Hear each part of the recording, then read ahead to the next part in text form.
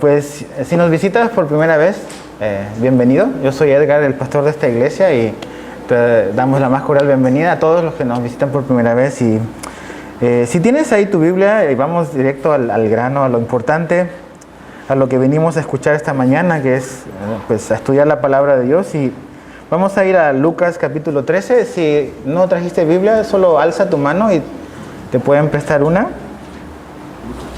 Lucas capítulo 13.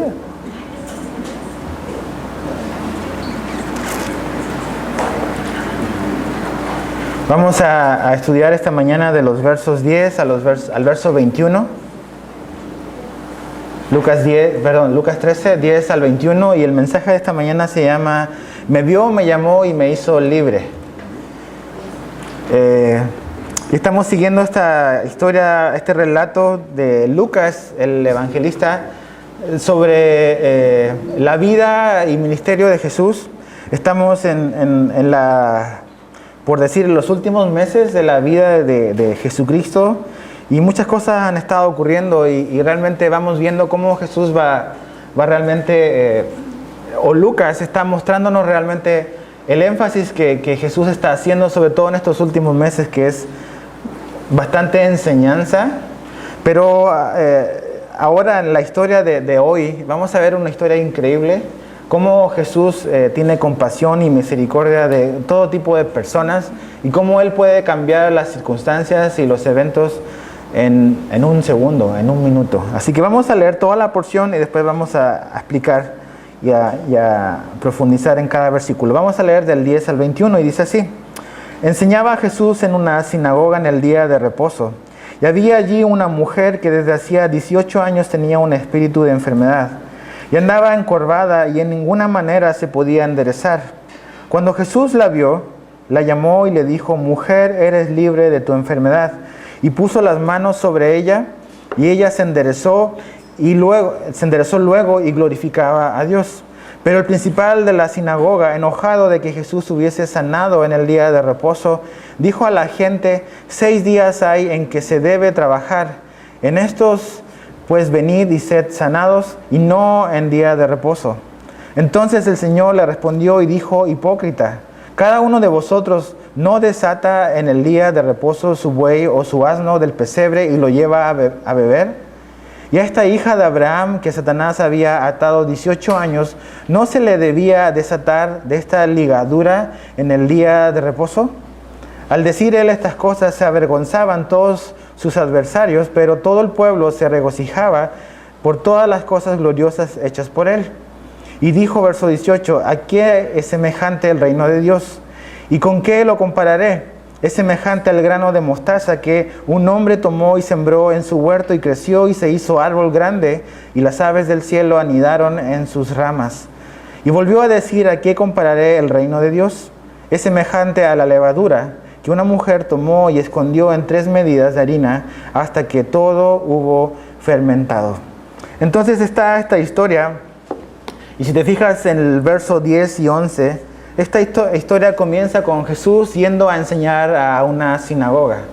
Era un día sábado, el día de reunión para el judío, donde ellos se juntaban y se reunían en este lugar que era una sinagoga. Y la sinagoga era una asamblea de personas. Eso quiere decir sinagoga, una asamblea de personas, una reunión donde los judíos en cada pueblo había un lugar donde ellos se juntaban. Y no solamente la sinagoga era un espacio para escuchar la instrucción de parte de Dios del Antiguo Testamento, sino que también era un lugar donde se resolvían situaciones personales, situaciones legales.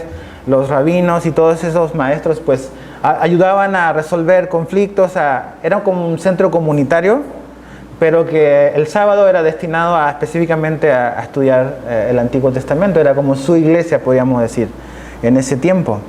Ahora, Jesús está ahí. Y es interesante porque lo vimos hace un par de meses, no me recuerdo cuánto, debe haber sido bastante tiempo atrás, pero en Lucas 4, verso 16 creo, por ahí, dice que Jesús iba a la sinagoga cada sábado como era su costumbre. ¿Te das cuenta que a veces tenemos esta idea de que como que Jesús es anti-religión? Y sí, es como religión como a veces nosotros la hemos transformado, pero Jesús iba cada sábado a la iglesia. A pesar, por decirlo de alguna manera, a pesar de que era un sistema que estaba corrompido por el hombre. Pero él iba a la sinagoga. Y generalmente iba y enseñaba, ¿ves? Y le daban la oportunidad a Jesús de enseñar y compartir sus enseñanzas. Y ves esta característica en el ministerio de Jesús de enseñar, constantemente estar enseñando en una sinagoga, estar predicando fuera en las calles con la gente, estar sanando. Entonces eso está ocurriendo en esta historia. Están en el sábado, están en la sinagoga. Jesús está enseñando y de repente aparece está esta mujer. No es que aparece e interrumpe, sino que esta mujer estaba ahí presente, una mujer que estaba enferma. Estaba enferma hace 18 años, tenía este problema. Estaba completamente, dice, encorvada. Y esa palabra, acuérdate, ¿quién es el autor de Lucas? Es Lucas. ¿Y quién era Lucas? ¿Se acuerdan? Un doctor. Y Lucas pone muchos detalles y le llama la atención a esas cosas que son como médicas.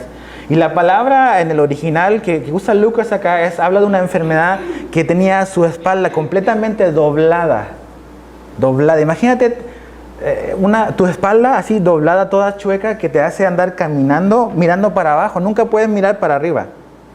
Era una cosa realmente, pues, dolorosa, trágica, imposible de arreglar. De hecho, aquí dice Lucas que nada podía enderezarla. Absolutamente nada. Ahora, es interesante porque aquí habla y dice que un espíritu de enfermedad. Después en el verso 16 dice Jesús, después de que la sana, que era Satanás que la tenía así. ¿De dónde viene la enfermedad? ¿Por qué nos enfermamos? ¿Ves? Porque tenemos que explicar y entender muy bien sobre todo esta parte. Porque a veces hay mucha confusión en las iglesias. La enfermedad o la muerte, podríamos decir, es una consecuencia y es un castigo y es la maldición del pecado. ¿Se acuerdan qué le dice Dios a Adán en Génesis 2? Dice, el día en que comas de ese árbol, ese día vas a morir. Entonces la maldición, podríamos decir, es la muerte. El instrumento a veces es la enfermedad. ¿Ves? No toda la gente se muere por una enfermedad, a veces se muere por un accidente, por algo que ocurre.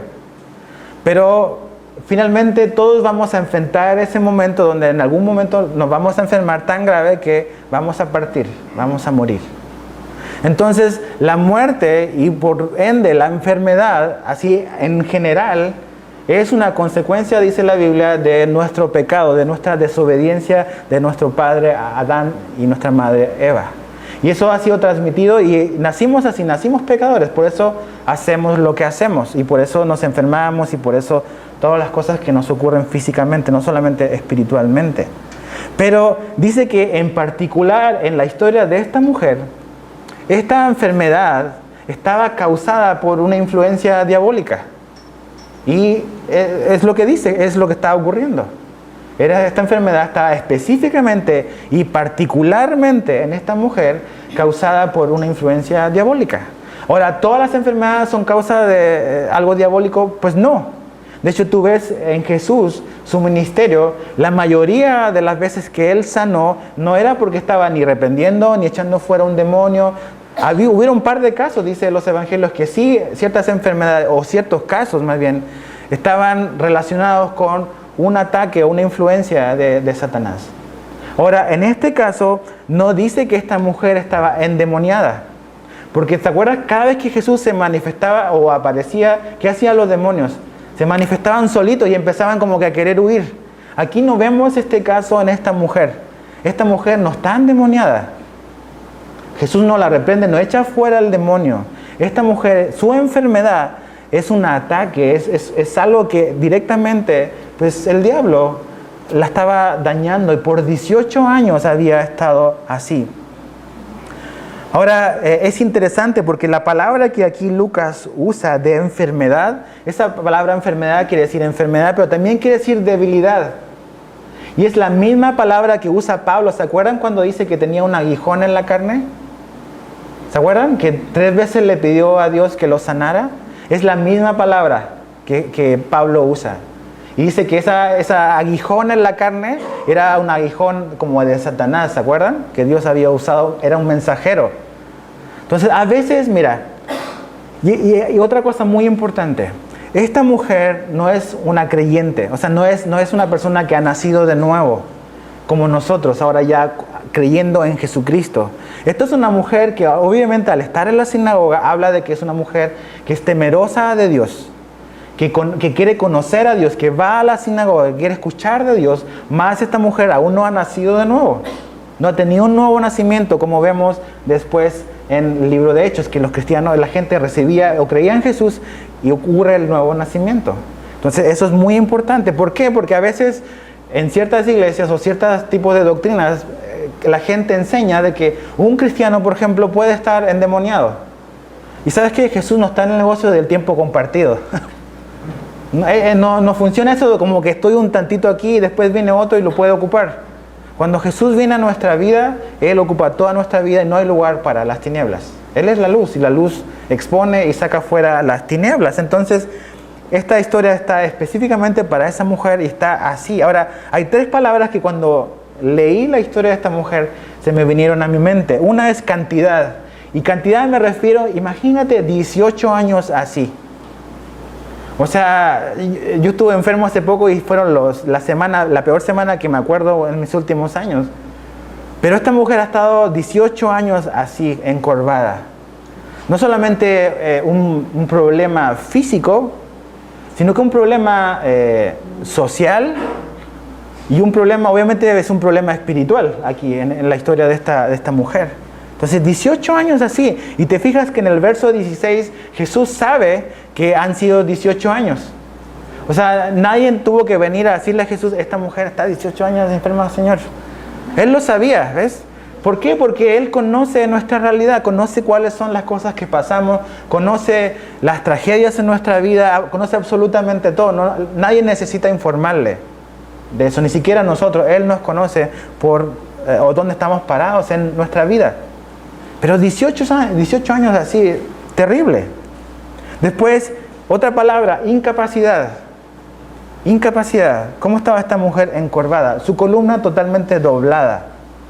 No puede hacer nada realmente, no puede trabajar, no puede estar quizás normalmente con su familia. Imposibilidad, incapacitada por todos estos años. Y la tercera es imposibilidad, nadie la puede cambiar, nadie puede arreglar su situación, nadie puede cambiar esa espalda que está chueca, que está así de esa manera y nadie la puede ayudar. ¿Se acuerdan de la historia que vimos antes en Lucas de la mujer con el flujo de sangre? ¿Se acuerdan? Dice que esa mujer había gastado todo su dinero en los doctores y la había ido y estaba peor, dice. Porque realmente no había nadie, absolutamente nadie que la pudiese ayudar. Y así está también esta mujer, totalmente imposibilitada por su condición y sin esperanza. Pero hay algo que hace esta mujer, sí. Esta mujer, a pesar de que está limitada con todas esas cosas, esta mujer está ese día en la sinagoga. ¿Ves? Ese día fue a la sinagoga a pesar de su enfermedad. A pesar de todo lo que estaba ocurriendo, ese día asiste a la sinagoga. Y es curioso porque estaba pensando precisamente en la lluvia. En la lluvia. ¿Ves? Su enfermedad, su dolor, su dolencia no la limitó, no la restringió para ir ese día a la sinagoga. A veces, ¿cuántas cosas nosotros nos limitan? Decimos, no voy a ir a la iglesia ese día. ¿Ves? No voy a ir. Esta mujer con una enfermedad de 18 años, ese día decidió ir como cada sábado también a la sinagoga. En esos tiempos no hay como las iglesias hoy en día que uno puede anunciar con anticipación cuál va a ser el predicador de ese domingo. Entonces esta mujer fue como cada sábado seguramente. No vemos que esta mujer fue porque sabía que Jesús iba a estar ahí, simplemente fue como cualquier sábado, pero ese sábado se encontró con Jesús. ¿Ves? Y ese sábado, ese día de reunión, Jesús tenía algo en particular para ella. ¿Qué pasa si ese sábado esta mujer hubiese dicho, hoy no voy a ir a la sinagoga, hoy mejor me quedo en la casa? Ese día no se hubiese encontrado con Jesús. Ese día o nunca Jesús hubiese podido cambiar su vida. ¿Te das cuenta lo importante que es estar con la gente de Dios? Porque donde está la gente de Dios está el Dios de esa gente. Es importante. La Biblia dice, Hebreos nos dice capítulo 10, que no debemos de dejar de congregarnos. Porque cuando nos congregamos nos exhortamos a las buenas obras. y nos recordamos y nos animamos que Jesús viene pronto. Es importante estar juntos. Esta mujer no dice, voy a ver la predicación del rabino la semana en YouTube. O sea, es que tiene que estar ahí porque ese día es el día que hay que estar. Y qué bueno que pudieron venir hoy, a pesar del agua, a pesar de todo. Como esta mujer, a pesar de las limitaciones bastante mayores que las nuestras, ese día decidió, a pesar de eso, ir a la sinagoga. Versos 12 y 13. ¿Qué es lo que Jesús hace con esta mujer? Dice que la miró, la llamó, le habló y la hizo libre. 4 cosas. Ahora, ¿cuándo la vio Jesús? ¿Cuándo Jesús puso sus ojos en ella? ¿Cuando estaba en su mejor momento? Cuando era decir, wow, eso realmente es una persona que amerita que haga algo por su vida porque es impresionante su vida, es increíble. No, Jesús puso sus ojos en esta mujer, no cuando estaba en su mejor momento, sino cuando realmente estaba en su peor momento de su vida. Y ha estado en su peor momento por 18 años. Ha estado así. Entonces no es como que voy a mostrar mi mejor cara para impresionar a Jesús a ver si hace algo por mí, sino que realmente viene como está, viene tal cual está, no aparentando algo que no es, no fingiendo algo que no está ocurriendo en su vida, sino que simplemente va tal cual está, y es así como venimos a Jesús, tal cual estamos. No es como que voy a cambiar y de ahí voy a ir a Jesús, sino que vengo a Jesús y Él me va a cambiar. Y vengo tal cual estoy. Él me puede y Él me quiere cambiar. Si Jesús la vio, no en su mejor momento, en su peor momento. El libro de Romanos dice que Jesús nos amó no cuando éramos santos, sino cuando éramos pecadores. Que ahí mostró Dios su amor a través de Jesús para con nosotros. No cuando éramos santos, no cuando estábamos leyendo nuestra Biblia, no cuando estábamos orando, no cuando estábamos haciendo nada que es edificante y que honra a Dios. Nada de eso. Jesús puso sus ojos sobre ti y sobre mí cuando estábamos muertos en nuestros pecados, en nuestros delitos, estábamos en el hoyo, en el punto más bajo de nuestra vida. Es ahí cuando Dios nos amó, cuando Jesús te amó.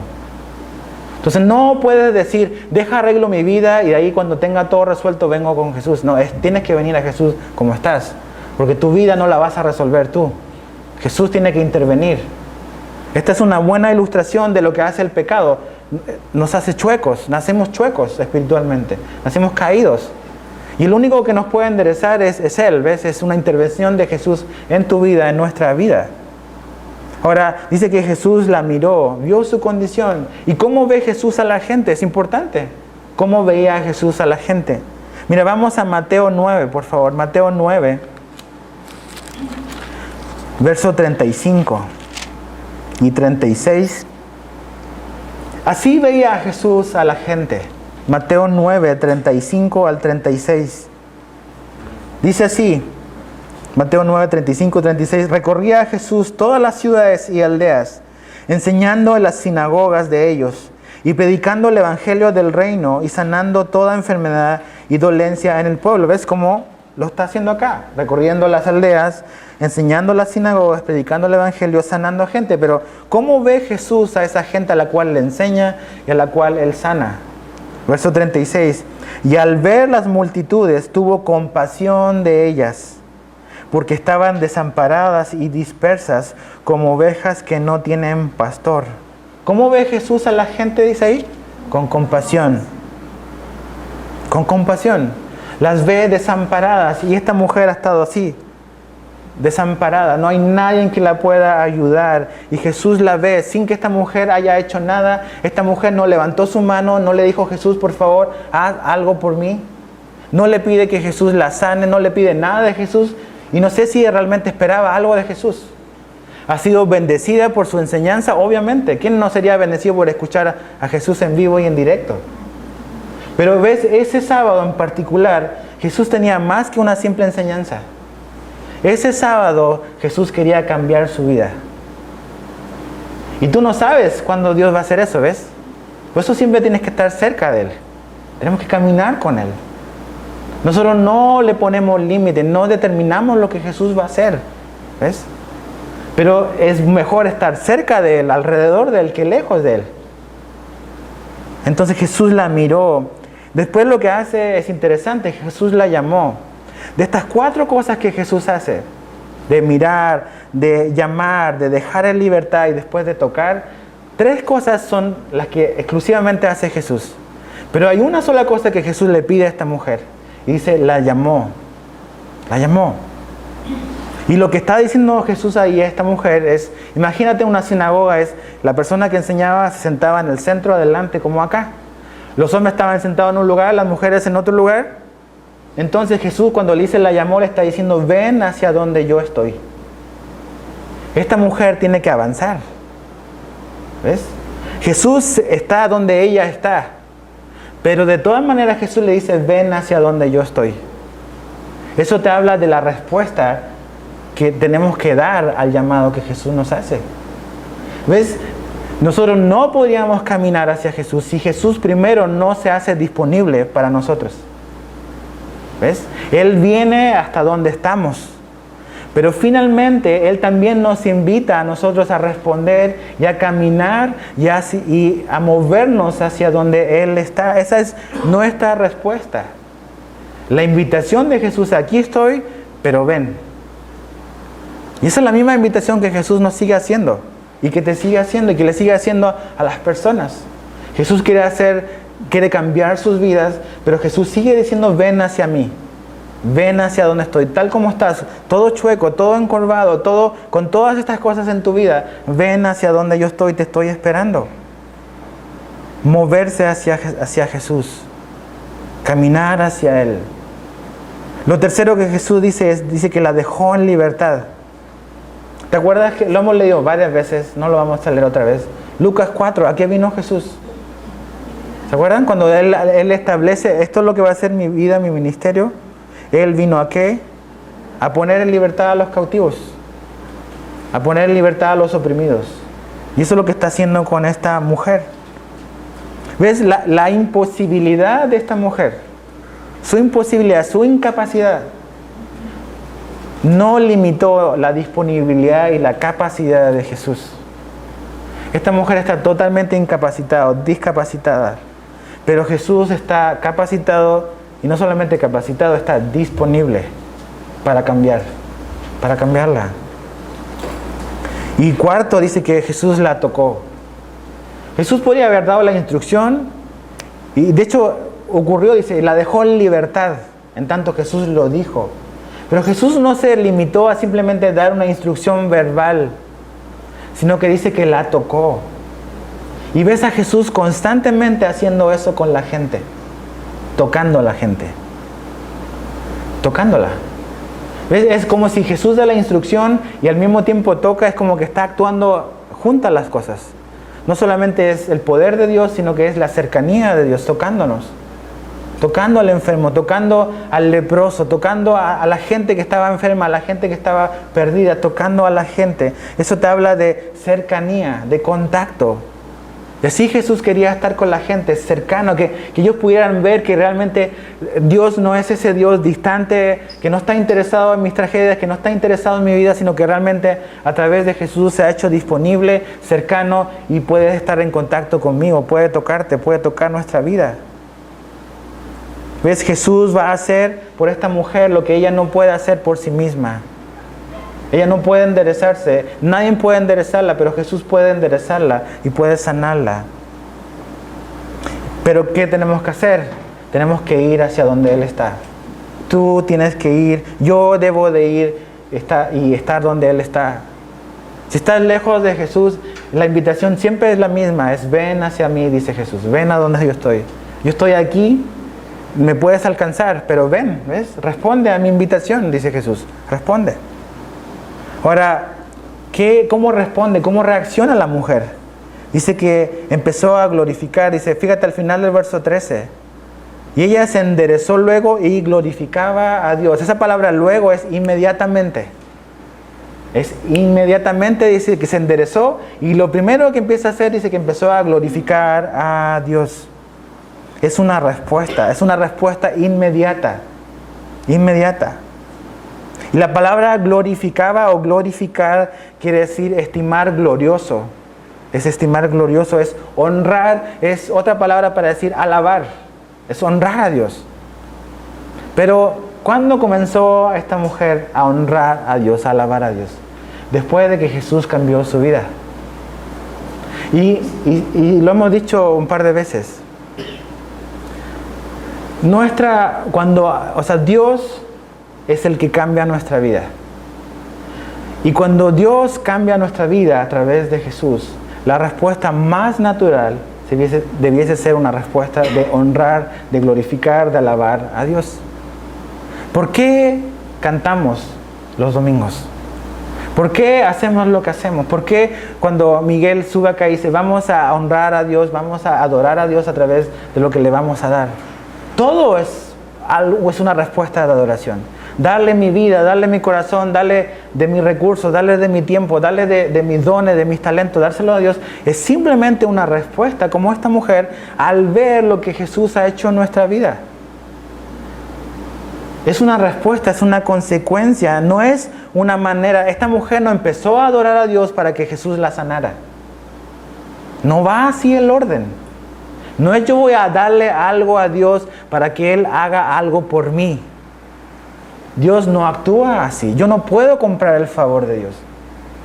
Pero cuando Dios hace algo en mí y decide soberanamente intervenir en mi vida y hacer algo por mí sin que yo le pida absolutamente nada, debiese en mi corazón nacer la gratitud.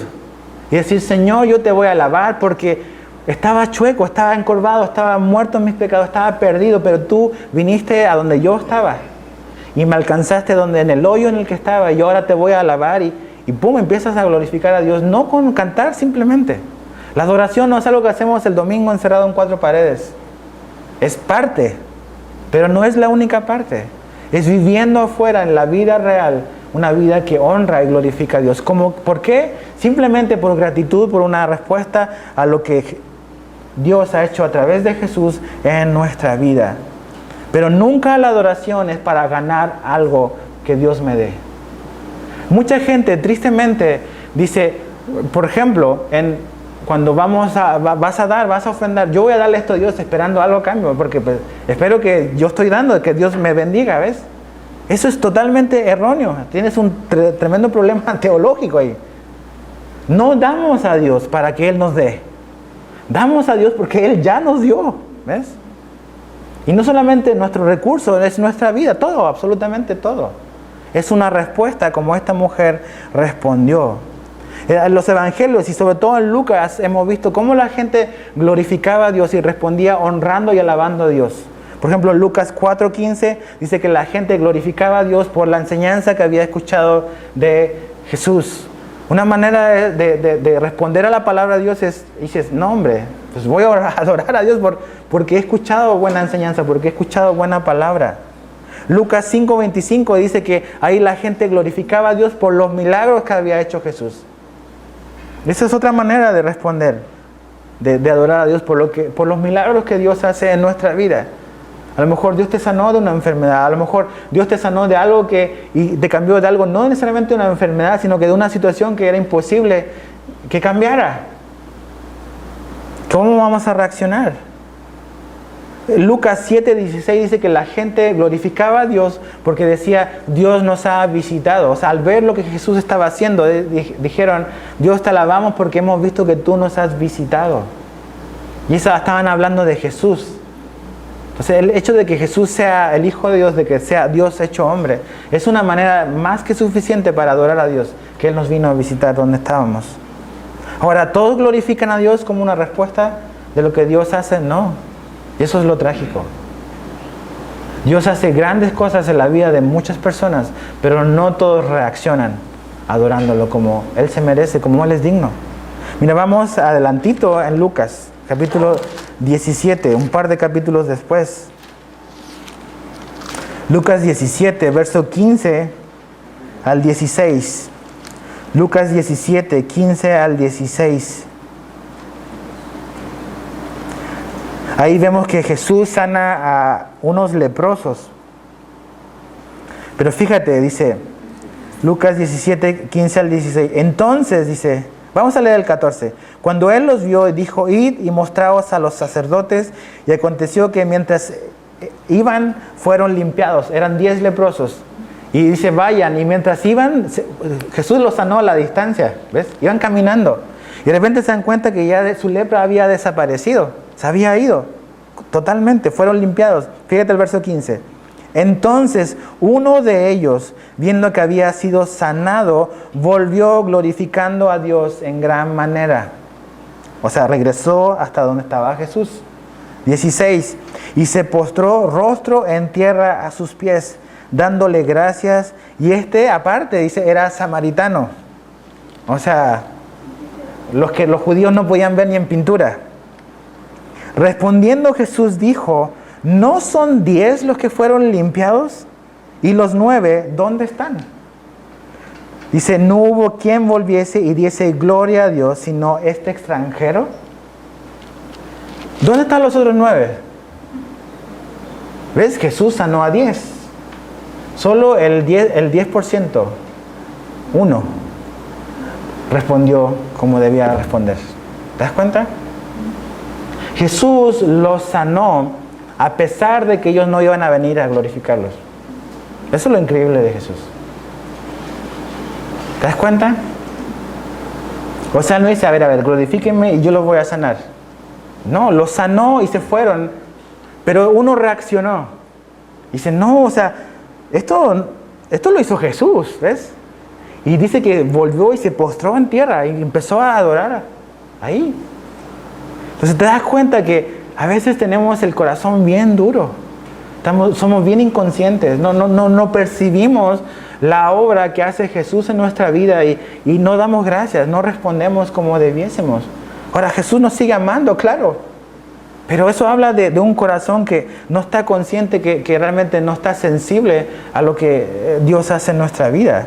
Verso 14, ¿ves?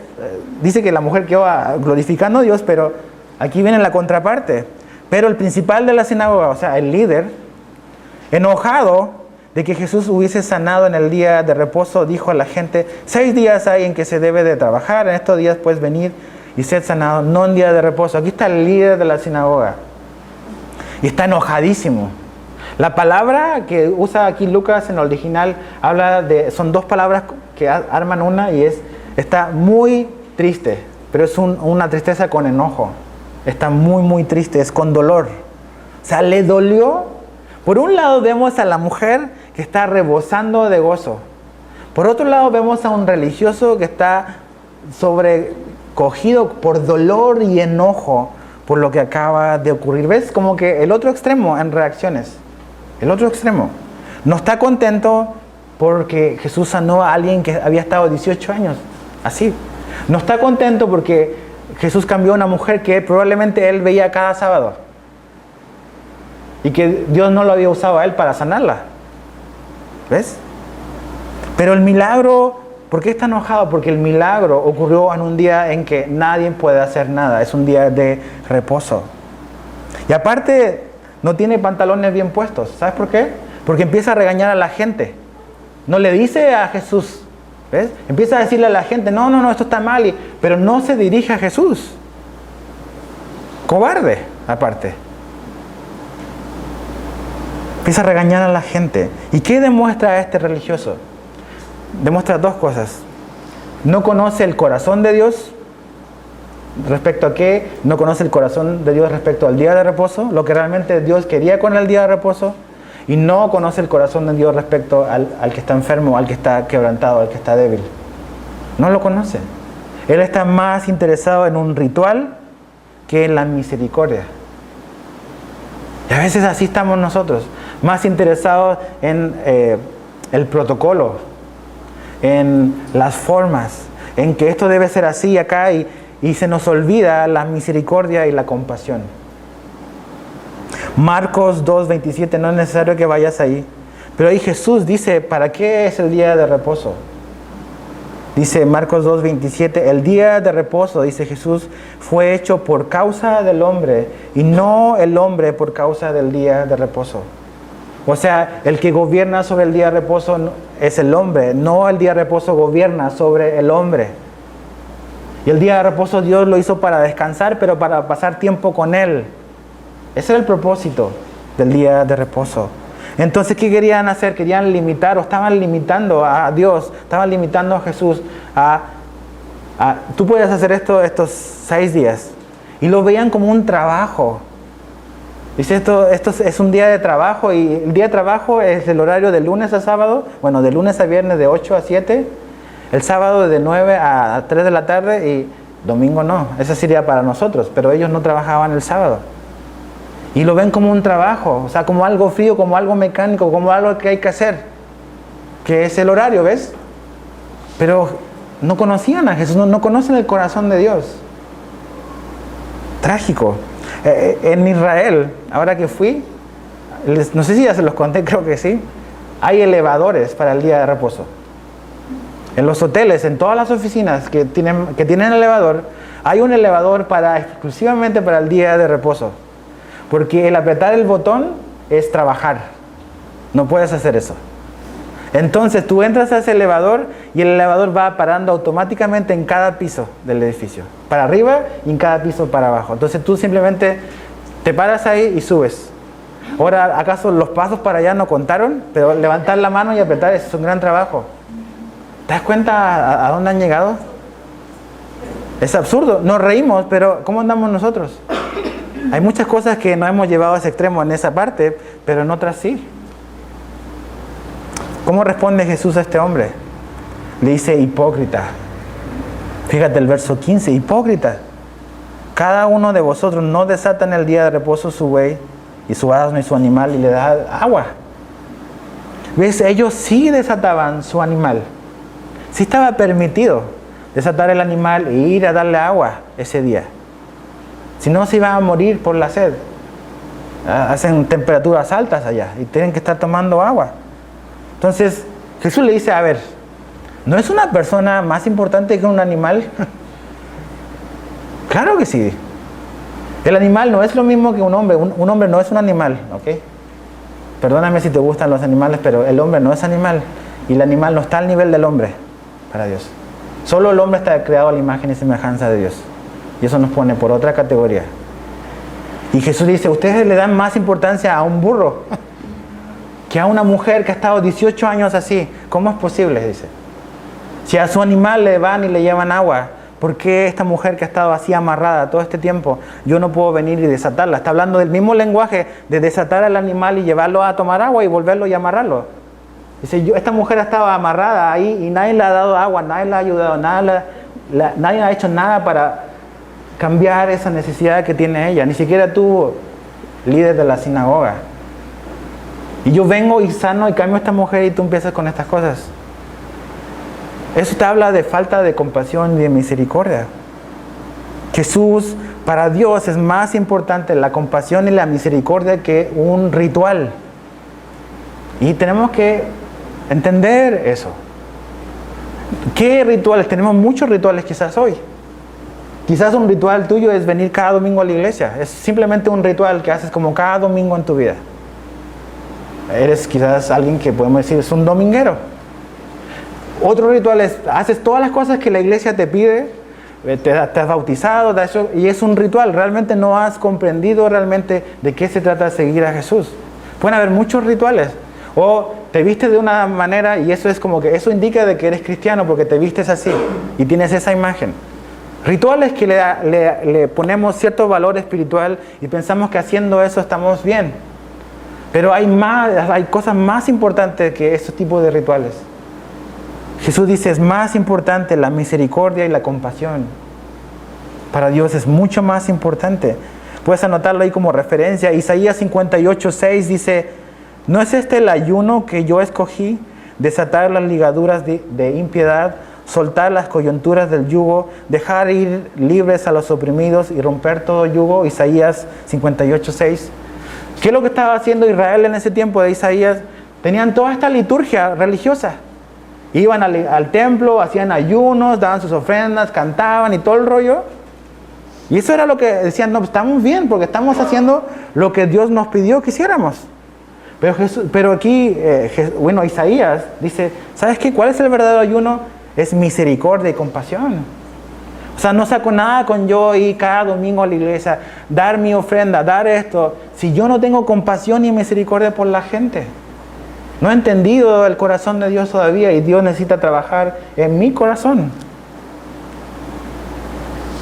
Entonces, en Mateo 9:13, Jesús le dice a la gente, le dice, id pues y aprended lo que significa misericordia quiero y no sacrificio. Le dice, vayan a la casa, tengo tarea para la casa para ustedes. Y lean lo que dice ahí, Oseas 6:6. Está citando Jesús ahí. Dice, misericordia quiero y no sacrificio. ¿Ves? Un ritual, un sacrificio es importante, Dios lo puso, pero más importante que eso es misericordia. ¿Qué tan misericordiosos somos nosotros? ¿Qué tan misericordiosos somos con el que está encorvado? ¿Ves?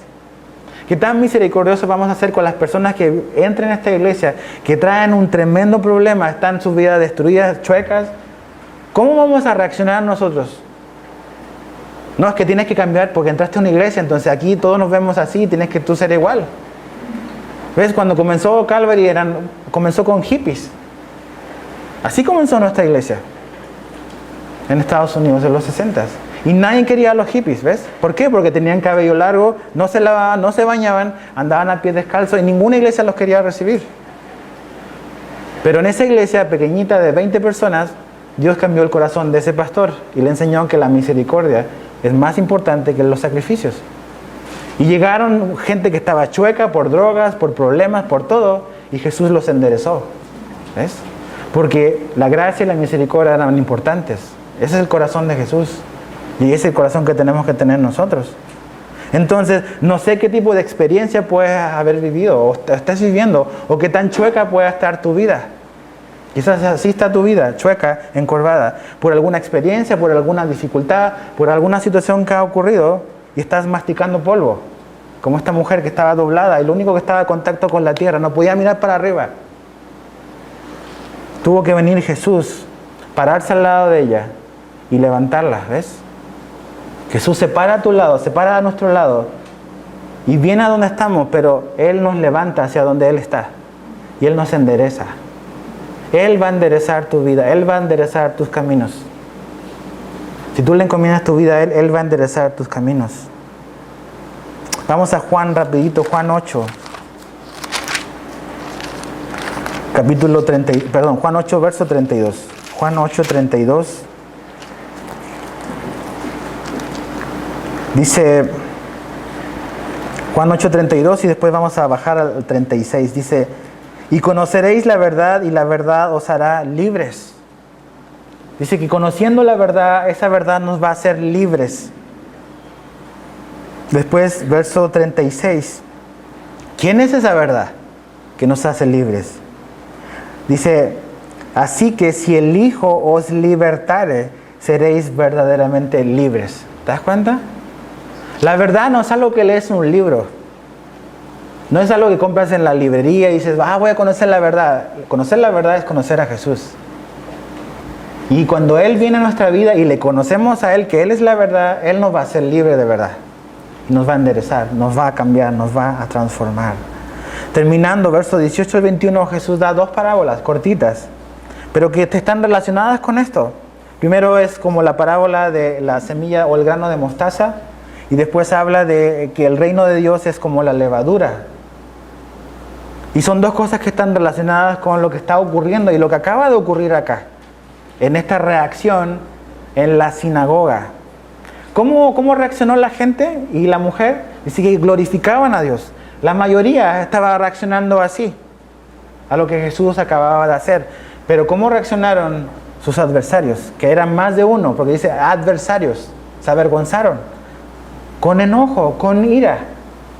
Entonces Jesús dice, a ver, el reino de Dios es como esto.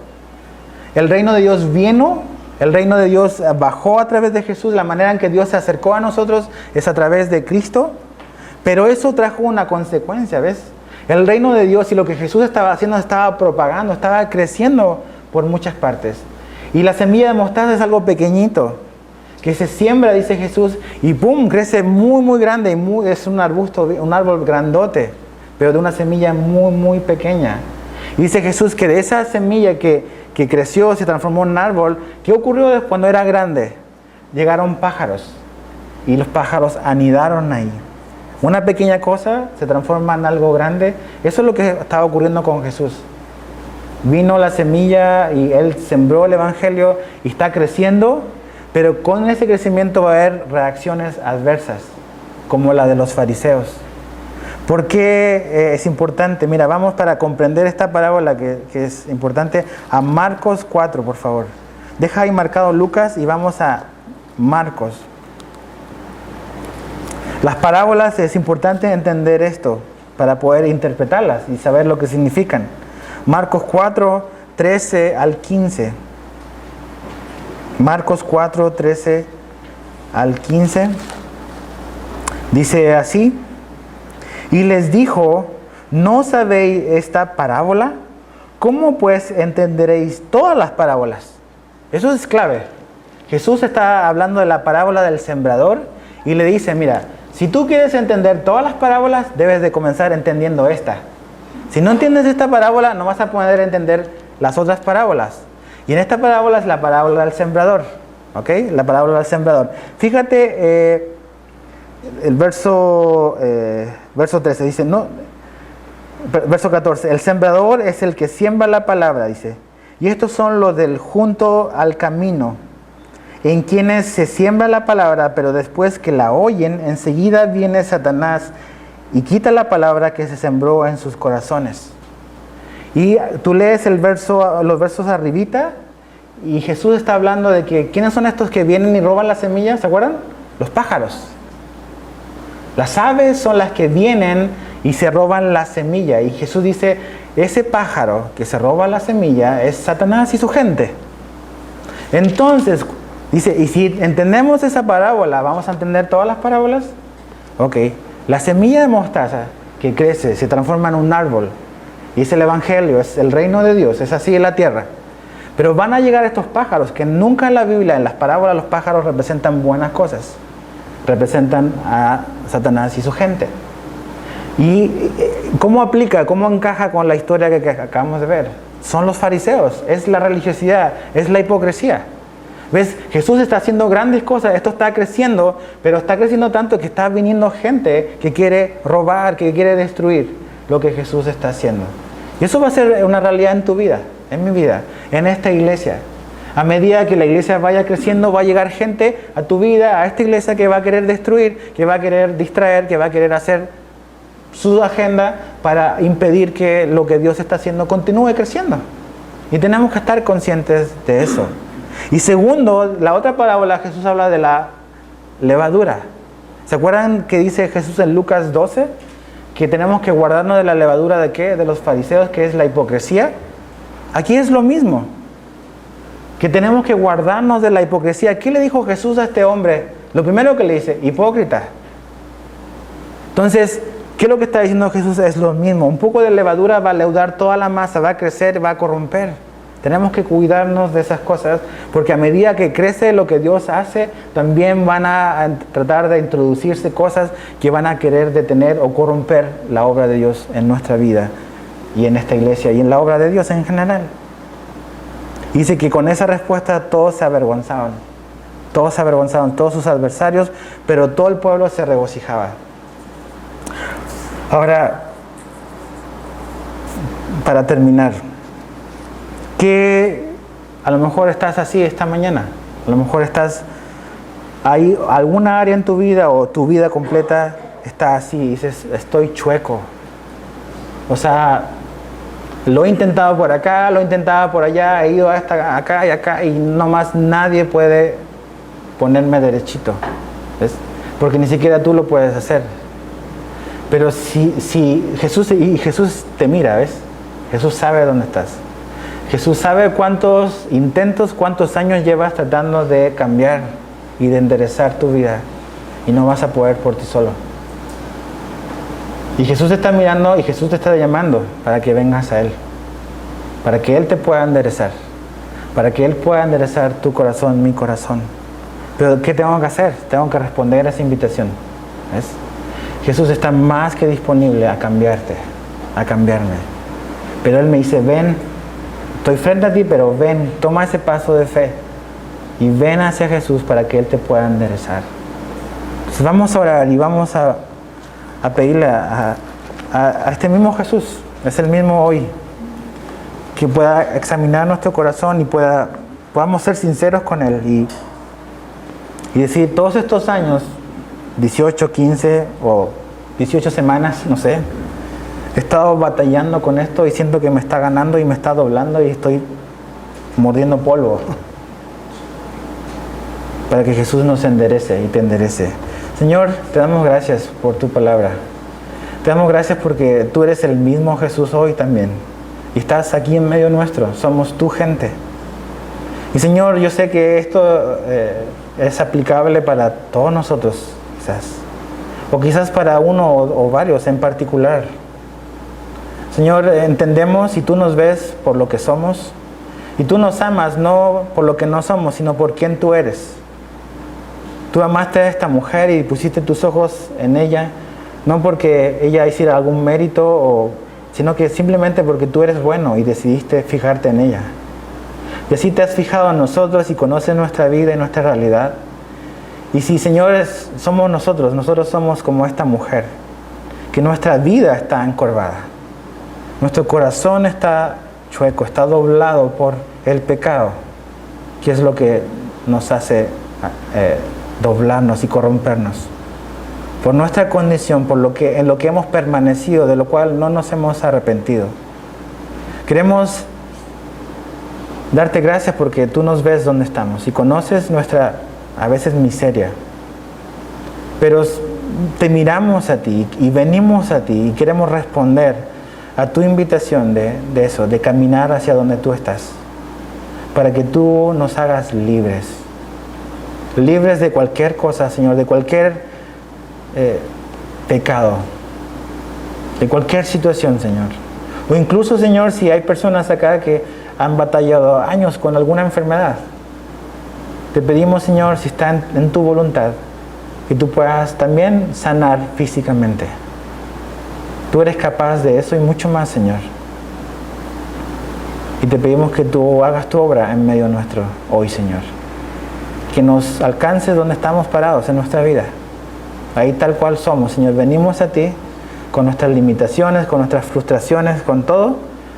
Venimos y nos ponemos delante de ti para que tú nos puedas tocar y nos puedas cambiar. Gracias, Señor, te damos. Te amamos y te bendecimos. En el nombre de tu Hijo Jesús. Amén.